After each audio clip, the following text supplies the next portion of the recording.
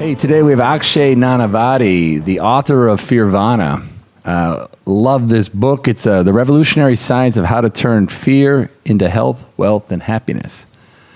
Good to meet you, Akshay. Good talking to you earlier as well. It's good to be here. Thanks so much for having me, my friend. Awesome. We were, Steve and I were just going through your Mentor Box presentation. Our new sponsors, Mentor Box, mentorbox.com, where you can get a good nugget of the book and the 10 big ideas from the book. So we went through that earlier today and enjoying your journey, but want to connect you with our audience because we've done a lot of books on business, and a big part of business is, taking the step of, stepping outside yourself and connecting with what it is you're afraid of. So tell us a little bit about Fearvana and how business owners could connect to the tools that you have, and most specifically, and like how to actually use fear instead of have it use you. Yeah, the idea of Fearvana is, if I had to define it in one word, I define Fearvana as the bliss that results from engaging our fears to pursue our own worthy struggle. So that's sort of the one sentence definition of Fearvana. And the idea is, I wrote it to combat the demonization of fear. People often say things like, be fearless, don't be scared, and to combat the demonization of not just fear, but fear, stress, anxiety, all these quote unquote negative emotions. And especially in the business realm, like you said, right? People have to step into fear to build a business. You have to take a risk. It's going to be stressful. The journey is incredibly hard. It's stressful. It's scary. You're going to deal with anxiety, but those are not bad things. They're just more challenging emotions, but they're not negative emotions. So for example, I worked with this one guy who came up to me once and said, I'm just waiting for the fear to go away so I can quit my job and start my business. Right. And I said, that's your problem. You're waiting for the fear to go away. And we feel like we should be fearless, but confidence is the result, not the fuel. It's the result of taking action, not the fuel. So the idea when I work with people, in many different contexts of navigating fear to step into the other side of fear, which is the experience of Fearvana, it's to use fear. So when you feel it, like one simple technique is to engage the fear. Don't run away from it. I always like to say that fear propels you to prepare. So instead of trying to say, oh, let's be fearless, let's pause. Why am I scared? What am I scared of? What's the worst case scenario? How do I prepare for the worst case scenario? And digging deep into the fear. So whether writing a book on fear, I was terrified. Yeah, right. I was terrified that people would hate it. I might get a 1-star review on Amazon, all that kind of stuff, right? Yeah. So I studied about how do I write a better book? And I studied from authors like Jack Canfield, Tim Ferriss, great authors. And I must have trashed like 100,000 words, no exaggeration, 100,000 words worth of work. But as a result, I wrote a book that I'm now proud of. It's making an impact. It was worthy of getting a forward from the Dalai Lama. But because I was scared, same thing when building my business, any venture in my business. And with Fearvana, we're now building multiple verticals. I am absolutely terrified. I have no clue what to do or how to do what I want to do with Fearvana. Be careful, right? That fear. To back up, talk about someone who's been in the face of fear. You've struggled with addiction, overcome it. You were a veteran.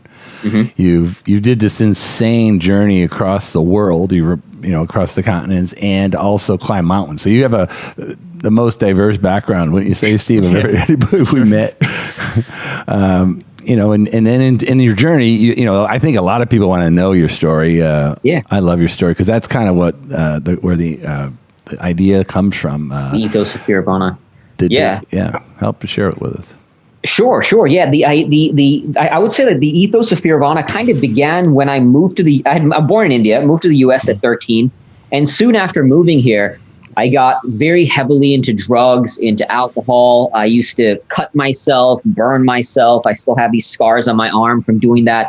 Very self-destructive. I lost 2 friends to drug addiction and was heading down that path myself. Just so many things I did that sometimes I wonder how I made it out. But watching the movie Black Hawk Down, I don't know if have you seen that movie? Jerry? Oh, yeah. Yeah. That movie was the trigger that planted the seed that changed my life. Almost overnight, I watched that movie, got out of drugs, and decided to join the Marines. Decided to stop living this very selfish, meaningless, purposeless existence and start living in a world, in a group where you live for the good of the group. In the Marines and the military, it's about the mission. It's about the men. Nobody cares about your well-being. You live for the good of the group. And there's something tremendously beautiful and spiritual about that. So almost overnight, stopped doing drugs, joined the Marines, It took a little while, and that's when I started to first find the beauty in struggle, the beauty in fear, because obviously joining Marine Corps boot camp was hard. And not only that, I have a blood condition that 2 doctors told me would kill me in boot camp. So I had to fight my way into the Marines. It took me about 1.5 years to do that, but finally I got in, and obviously I survived, but not only that, I thrived, And so after joining boot camp, I then started looking for other ways to test myself and engage fear and go into spaces of suffering and pain. So I went mountain climbing, cave diving, ice climbing, skydiving. I mean, you name it. I volunteered in leper colonies, worked with people in extreme poverty, just going into experience the extremes of the human condition. And then in 2007, I was deployed to Iraq as an infantry Marine. So out there in Iraq, one of my jobs was to walk in front of our vehicles looking for bombs before they could be used to kill me and my fellow Marines. Obviously, you learn to manage fear out there. Yeah. You learn to navigate fear. You learn to navigate adversity. And once again, thrived. Just grew from that experience. Struggled, of course. It was far from easy, but struggled, but thrived ultimately in that. And the toughest battle, though, was when I came back from Iraq. When I came back from Iraq, I'd lost a friend in the war, lost a couple of junior Marines to suicide. And I struggled with coming back. When I came back, I felt like, why did I deserve to be back here? Why did I deserve to be happy? Why did I deserve to be even alive? And so once again, I never got back into drugs, but once again, I started drinking heavily. Wow. You can relate. I got to a point that I was in my life that drinking like a bottle of vodka a day, just drinking till I'd pass out, wake up and drink again. And this would go on for days on end until my body could no longer take it. And one morning after just 5-6 days of this, I woke up and was just on the verge of picking up a knife and slitting my wrists. And that was that was rock bottom, right? That was pretty much rock bottom. And that was what started the climb out of the abyss. From there, I started researching neuroscience, psychology, spirituality, initially just to navigate my own brain and navigate my own suffering. But it led me on this far deeper quest to figure out, obviously, I'm not the only person who's suffered. Everybody goes through some pain in life. Everybody goes through suffering. So how do we navigate the experience of suffering and how do we find beauty in it? And that's what ultimately led me to Fearvana, combining my life experiences that I've had so far with this research, with everything I've done since, from running ultra marathons. Like recently I ran 50 miles around a cul-de-sac during the quarantine, or skiing across polar ice caps where I dragged a 190-pound sled for 350 miles across the world's second largest ice cap, or spending 7 days in pitch darkness, isolation, and silence to go deep within. Through all these experiences, finding that there's beauty in suffering, there's beauty in pain. And the single most important skill to master is to develop a positive relationship to the experience of struggle and suffering, which is fundamentally the most, the contrast of that, that's the most demonized thing, right? The single greatest barrier to our well-being is the demonization of suffering. Words like fear, stress, anxiety, pain, suffering, adversity. Nobody hears these words and thinks positive, right? And the idea of Fearvana is to combat that, to have people fall in love with the suck, if you will. Yeah, you had. I picked up on some of the messages of suffering, like the worthy struggle, and the concept that you quoted Viktor Frankl because we interviewed his grandson a few weeks ago. Oh wow, Alex Vaselli, and he said that his uncle had once said, I never read Victor saying this, but he said it. One thing he said that everyone has their own version of Auschwitz, and suffering is really a personal matter because whatever your worst suffering is, it's the worst your life has ever been. And you've connected the dots to finding meaning in your own struggle. And then, I know because I have I'm a liver transplant survivor. Yeah. So I have what's called survival's guilt a little bit. And I know that as I read and heard some of your talks about your friend that died in Iraq. You carry his picture. Tell us a little bit about that, how you use guilt in a good way. Yeah, when I came back, everybody told me not to feel guilty. Right. Don't feel guilty. You can't control it. And rationally, I get it, right? Rationally, you can't control what happens in war. Bullets fly where they fly. Bombs explode where they do. But emotionally, it didn't change the fact that the guilt was there. And everybody frames guilt as this bad emotion. Nobody thinks of guilt as good, right? It's quote unquote bad. Right. And as I started delving into my own healing, I realized that it's not a bad emotion. It's just an emotion. Ultimately, guilt is just an expression of love. Like, why do you feel it? And it's not just veterans who feel it. Obviously, like you said, you feel it. A lot of people who've lost somebody, they feel that survivor's guilt. Like, why them instead of me? And so when I learned to look at guilt as just an expression of love, I learned to make it work for me. So for a long time, only recently did I change it because like anything, it can be taken too far. But for a long time, I had a picture of my friend up on my wall and it said, this should have been you. Right. Earn this life. That's super powerful. And my guilt drove me. It drove me to sober up. It drove me to finish writing my book, It drove me to realizing that I don't have the right or the luxury to waste this life I've been gifted. And when I say that, I mean like in multiple ways, that I've almost been killed by falling boulders in the Himalayas, not only being in a war zone, but even in Iraq. I found out after coming back from the war that my vehicle drove over an active bomb when I was in Iraq. And for some reason, it didn't explode. Now, again, I don't know why. I don't know what that means. But what I do know is that I learned, like, I don't have the right to waste this life. And my guilt, I reframed it to say, okay, it's on you now to earn this. And to this day, I mean, I have a picture up in my living room that says "You will die soon," and it's right above it. It's a picture of a tombstone, and it's actually Jacob Neal, my friend's tombstone from his from the graveyard where he's buried in San Antonio. So, and I look at that every day. The subconscious power, the power of subconscious, and because one of the things that kind of woke me up once, because you have these moments of epiphany. And one for me was obviously when I lived at someone else. My liver was so destroyed it needed a deceased donor. But one of the things you was like, someone had to die for me to live. But it occurred to me as well, because there's more people on a transplant list than there are active donors. So because I got the organ and lived, someone else died waiting.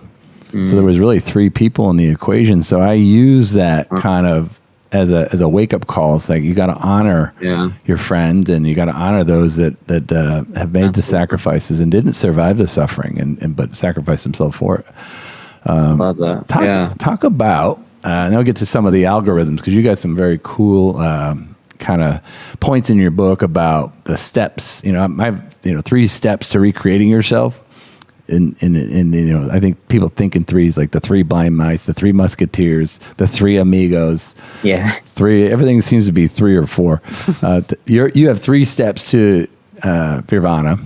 I keep trying to say, I almost say Nirvana. I love the word. I didn't get it when I got your book. I got the book and I was like, wow, kind of a cool. It's got an open door.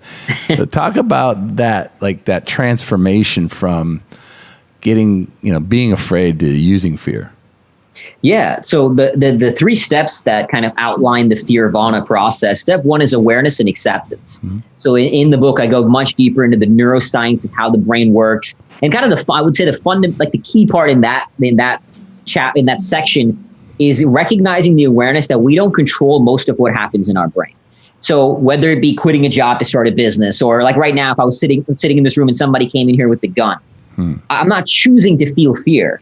My brain would feel fear. Same thing with starting a business. It's a risky thing. So you're not choosing to feel fear. Fear shows up, and the emotion is never the problem. It's what we do with it. Fear is never the problem. It's the fear of fear. That's the problem. So getting aware of how we work, aware of how the brain works, aware of ourselves, our own triggers of what leads to what emotion, and then accepting the isness of that reality. So accepting the isness of, I don't control that fear shows up. Instead of trying to fight it, resist it, beat it up, right? Acceptance. Once you accept that isness, now you can do something about it. So in that whole section, I talk about the myth of free will. Like we think we're much more autonomous beings than we are, but we're not. We don't control most of what happens in our brain. It's the subconscious forces, automatic patterns that have shaped us into who we are today, right? So awareness and acceptance. Second step is action. So action is once, of course, you have to do something about it. No matter what the struggle, no matter what the challenge, whether it be addiction, depression, PTSD, anxiety, dealing with fear about starting a business, whatever it may be, we may not control the trigger that shows up, but at some point it's on us to then rise above it, transcend it, take action in service of it. So we start with small little actions. I didn't get here overnight, by the way. I mean, when I was a kid, I was terrified of Ferris wheels, let alone what I do now, like everything. You're scared, yeah. I was scared of everything. So you build yourself you create, to your point too, that you said, you create yourself. Right. I don't like to say that there is no self to find. There's a self to create, and you got to create that every single day. It's a relentless battle. So taking action. So in step 2, I kind of go into the mindset of Fearvana, the growth mindset, what the experience of Fearvana is like, and stepping into action to find your own path of Fearvana. What is your own worthy struggle? And then section 3, the final step is awakening. Awakening is that realization that moment you have a realization to some new awakening, some new insight that evolves your consciousness, that allows you to step into that next greatest version of yourself. And it's a constant evolution, right? You got to think of yourself in versions, version 2.0, 3.0, 4.0, 5.0. So there's never like a failure. Don't think of yourself as pass or fail. There's no failure.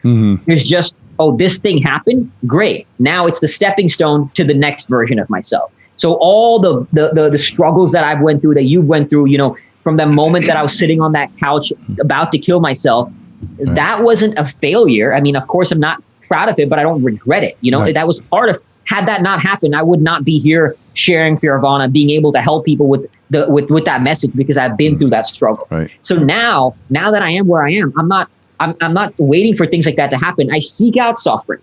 I seek out struggle as a tool to access that next awakening. Because in order to get the next awakening, you have to step into new areas. You can't have the next growth by sitting on your couch and doing what you've always done. Right. You're going to have to go into new areas, into new spaces. And I don't just mean externally, more importantly, internally, right? New spaces within yourself. And you're going to have to confront new demons, go into new darkness to find new light, to seek out that new awakening. And that's kind of and through a new awakening, you get a new awareness, then a new acceptance, action, awakening. So it's a cyclical process, right? Awareness, acceptance, action, awakening. And it goes on and so forth. And the beautiful thing is there's no end to it, right? Till the day we die, there's more growth to be had. That's safe to say you've completely recreated yourself, brain, body, even your business life, like physically. Absolutely. Yeah, that's absolutely. And using fear, almost because I was reading something about the concept of, and you mentioned this actually in detail, the mistake learner's high. Like once there's some people that, like Edison was said to have the mistake learner's high. Like he got excited when he found out something didn't work. I mean, and maybe that triggered some kind of charge in his life, you know, maybe even a chemical reaction. I want to ask you about all the chemicals. That was one of the most interesting parts of your book, in my opinion. So I'm fascinated that there's actual science that exists that can get you out of your worst place in life. And by understanding and creating momentum using this 3-step process, you can use the fear, create some momentum. And of course, once that happens, you'll start to develop that urge to want more. Yeah. Like, oh, good. Like, bring it. Fear is a good thing. Bring it. It's an ally, I think you said. Tell me about the hormones that, what did you call it in your book? You called it like the fire and wiring together. The fire, neuroplasticity was that. I don't know what it was, but it was just like there's like a trigger effect, a ripple effect of things that you do, like when you exercise. Yeah, you're creating like all kinds of pinballs going around your body, trying to awaken your body and your momentum. Yeah, it was fascinating doing this research myself. You know, I call it the chemical cocktail of Fearvana. That's it. And there's multiple neurochemicals that release in moments of novelty, when you seek out novelty. I mean, like the stress hormone, for example, is called cortisol. Now, people often demonize cortisol as something bad, but it's not bad. It's what we believe it to be. Cortisol is, you need stress to grow. Just like the body, you stress it out to get stronger. Same thing with the mind and the spirit. Cortisol can be useful, but other chemicals like anandamide. That's one that was fascinating for me to learn about. Anand, the word Anand comes from the Sanskrit word meaning bliss. So you're literally, there's still a lot of research being delved into this neurochemical, but you're releasing this anandamide that's literally translated as bliss. You know, so when you step into novelty, which is why there's that, you know, we crave variety. Why do we travel? We at the same time, while we crave comfort and security, we also crave variety, right? We want to experience new things. We want novelty. Novelty makes us happy. One researcher said the lack of novelty is what creates depression. Like the people who have depression, it's the lack of experiencing novelty. So anandamide, oxytocin. Oxytocin is the quote unquote love hormone. Right. That's released when you hug somebody, when you have sex, you know, and that's actually released, especially like in the Marines. And I talk about that with Navy SEALs, you know, that when we suffer together as one, it helps release that oxytocin is what creates that camaraderie as well in brotherhood in combat, you know, as an example. So, and then also like in exercise, endorphins, dopamine, the joy hormone, all of these chemicals that kind of come together that produce in our brain. So we're actually wired to seek out novelty, to experience novelty. But we've been taught in a world that feeds comfort, feeds ease. You know, this is the easiest way to get what you want. Seek out comfort. Because in a way, we're also wired to seek out comfort. Evolutionary speaking, we lived in a world where threats were acute and where life was, you know, there were threats to our life. So we were wired to seek out comfort as a means as a release from a constantly stressful environment. Yeah, we invented comfort. Comfort didn't exist 500,000 years was ago. Not the norm. Yeah, happiness wasn't either. It's like, yes, you live, or no, you die, right? Exactly. Comfort was not the norm, so we were wired to seek it out as a release from like these acute stressors. Now we live in a world of excess comfort, excess ease, and so we're ultimately struggling more than ever before because of that. And that's why the whole ethos of Fearvana is to seek out suffering. Right. We're like, we need to be in spaces of struggle and suffering to tap into our humanity and what we truly are. That's how you grow through that. Yeah, I guess you're right, because we had these brains here. You talked about the animal brain. This is a prop we used for our TikTok video. We just got 13,000 views on it. So I think love it. I'm a TikTok celebrity, which is the good news. The bad news is everybody's like 14 years old.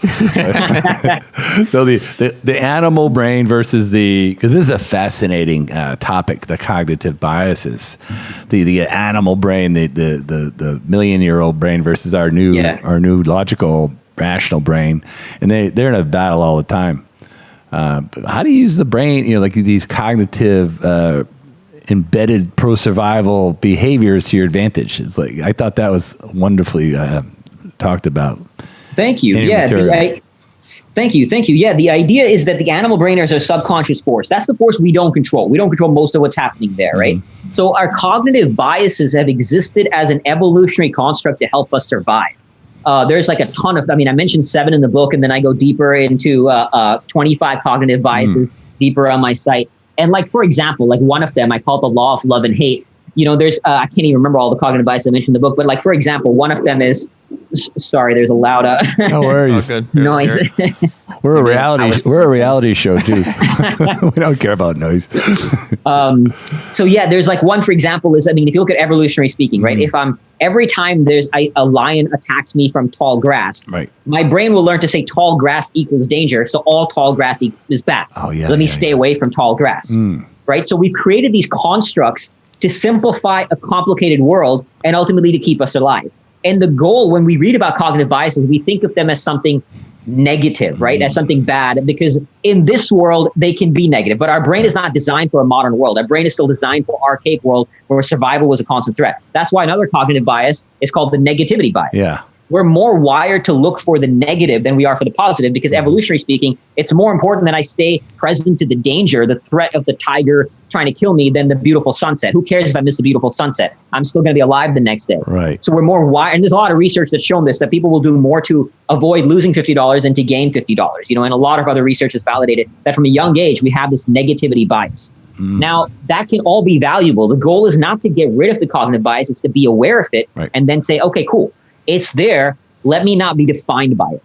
And that's why that's why the battle for that awareness, to become more present to the experience of what's happening on our animal brain, is relentless. Like, I myself can get caught up in forgetting that these forces in my brain, they're not who I am. That's just patterns. I'm not controlling of them. Like, they're not who I am, right? And we have to recognize that space. Viktor Frankl, you mentioned, talks about this a lot. That between stimulus and response, there is a space. Right. In that space lies our power to choose our response, and in our response lies our growth and our freedom. So that stimulus of our animal brain, which we don't control, and the space of our conscious human brain, that space defines us. So one of the key things I always like to share is that we are not our thoughts, we are not our feelings, we are not our experiences. We are the thinker of our thoughts, the feeler of our feelings, and the experiencer of our experiences. And that is everything. That's the key right there, is to separate yourself, to detach yourself from your thoughts, your feelings, and your experiences, recognizing they're just there. They're floating around in our brain. The thing is, what do I do with that? And that means you have to constantly practice that self-awareness, practice that recognition that you are not defined by your thoughts, and create that space and take action in service of your mission, your path of Fearvana, who you want to be. You had I spent some time with Jack too, Jack Canfield, when I was writing my book, and he told, because I talked, my first book was going to be called "You're Not an Addict. Never were, never will be." That was going to be the title of my first book. I got too much hate mail on. It's a pretty emotional. The recovery world is a very emotional. They're very passionate about, you don't get this. We're in recovery. We have this disease. They have a lot of a lot of belief in that. And I first of all, I honor however anyone decides to get out of that evil scourge.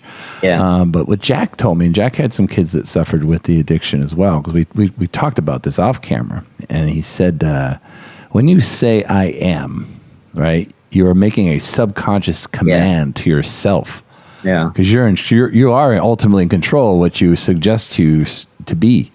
Yeah. And that's why, that's why I'm so powerfully connected to the fact that, I'm a superhero.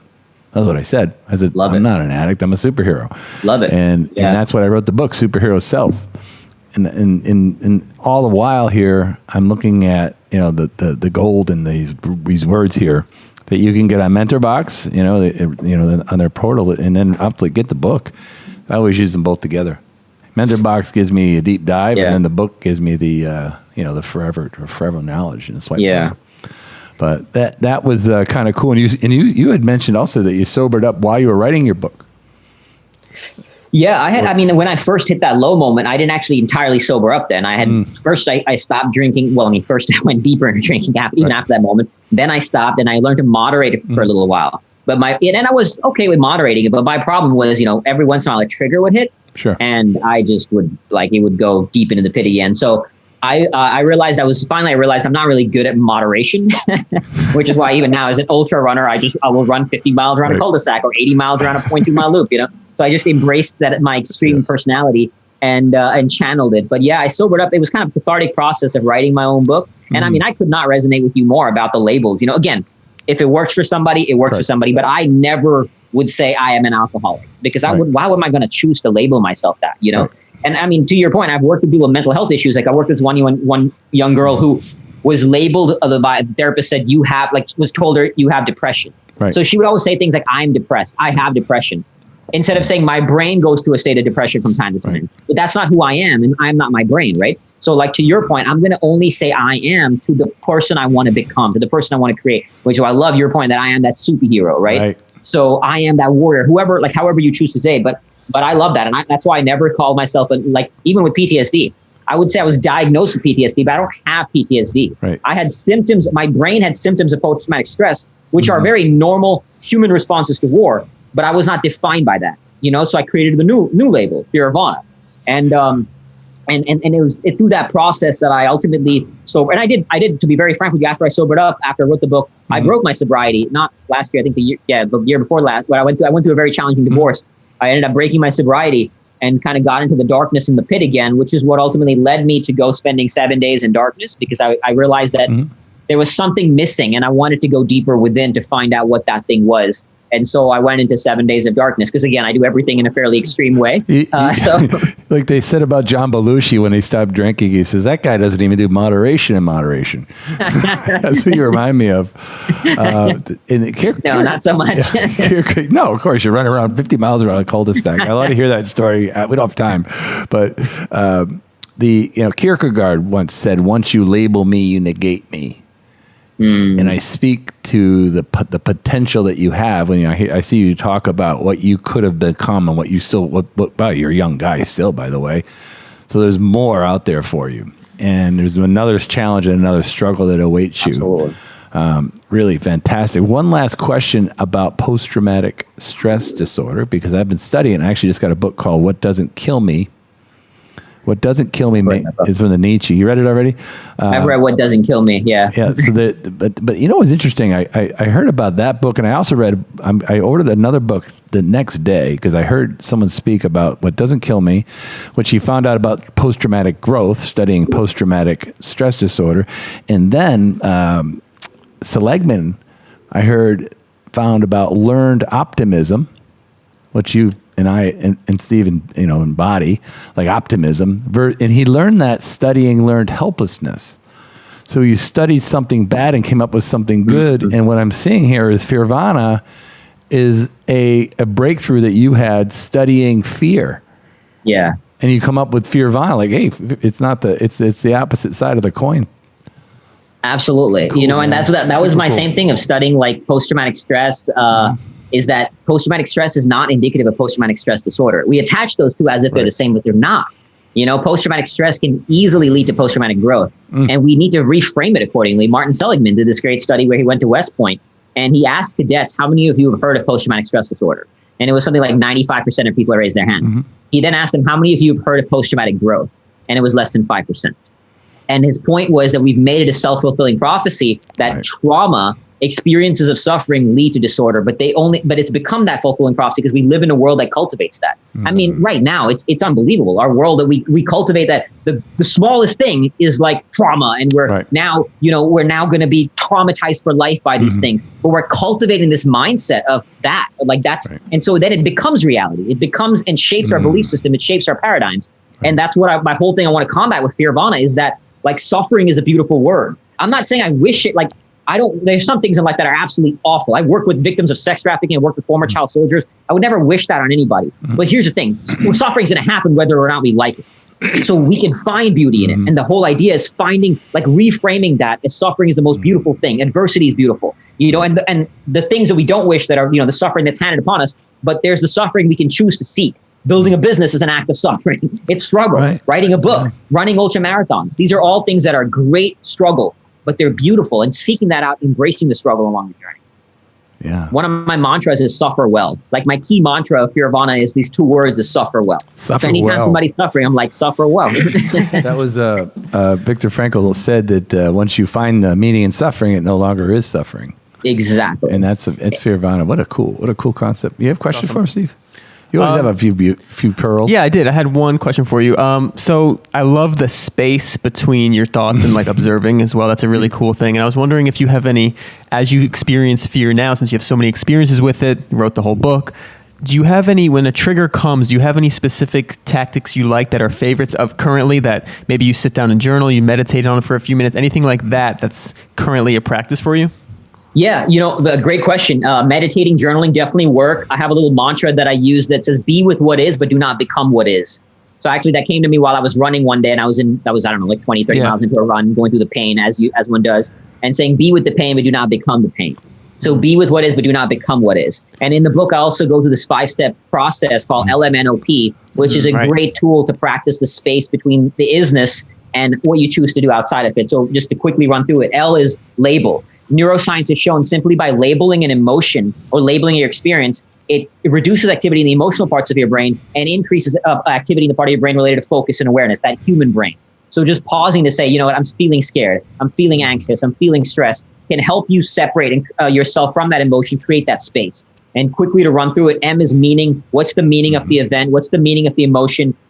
N, this is a key part, is the N. It's not me, it's my brain. This is where you disassociate. You disidentify from saying, I am not this person, I am not this emotion, I'm not this experience. That's why, again, I'm not an alcoholic. I'm not a suicidal alcoholic with PTSD. That's not who I am. That's just my brain going through a pattern. So O is you opt for a new meaning, and P is purpose and preemptive strikes. You take some action in line with that purpose, and slowly one action becomes 2 actions, 3 actions, you build a momentum, and then you cultivate a new self by consistently taking that action in line with that purpose. And that 5-step process is a really useful tool to disidentify from your emotion, from your thoughts, from your feelings, and recognize there is a space. Like that, man, our thoughts will go wild. The mind is naturally a state of chaos. So when you can disidentify, you can realize that I'm not this crazy thing in here. Right. I can be something more. Who I want to be then is up to me. That's awesome. The space between fear and action, is that it? The space. The space between the stimulus and response, the fear and the action ultimately. Yeah, the subconscious and the conscious response to it, and who we choose to be outside of our fears, outside of our stress, outside of our anxiety, outside of anything. That's where my jet is. That's why I don't have a jet, that space. You're the guy that branded good fear. Is that what they call it? Oxymoron? Like you have a brand for good fear. Like it's Fearvana, man. That's pretty cool. I love it. How do people get a hold of you? The book is it's on Mentor Box. It's available on Amazon in Kindle, Audible, and paperback. 100% of the profits go to charity as well. So we support some beautiful causes. And you can find me at fearvana.com as well. And how do people how do people work with you? How do you go about your days now? I have right now, I have current digital information products that I sell. So along like the lines of like the kind of taking Fearvana to the next level. Right. So we'll have some programs that help people really push the line of mastery at mind, body, spirit, and craft. So I go much deeper into the process and mastery. I have programs around that. I'm building like the vision for Fearvana is kind of what Richard Branson did with Virgin. I'm building with Fearvana, but unlike Virgin, I'm not looking to get into like mobile or airspace or airline or anything like that. Staying in the space of well-being. So we're creating like a Fearvana Fitness, Fearvana Festivals, Fearvana Journeys, Fearvana Retreats. I have my own nonprofit called the Fearvana Foundation. We're launching Fearvana Foods, a Fearvana clothing line. So building a whole movement around this concept, which is again fundamentally to help people develop a positive relationship with suffering, so they can do three things: find, live, and love their worthy struggle. And that's what life is, right? If you can do that, that's the essence of a life, a fulfilling and meaningful life. That's great. So currently I help people through digital products, and we're launching many different brands and verticals to help guide people on their path and get, transcend their suffering and find meaning in it. Yeah. I mean, this is Fearvana, the revolutionary science of how to turn fear to health, wealth, and happiness by Akshay Nanavati. And you couldn't get any greater endorsements than the Dalai Lama, Jack Canfield, Seth blessed. Godin. Awesome. I mean, good for you. Great having you. Thank you so much for having me. It was an honor. Pleasure. Likewise.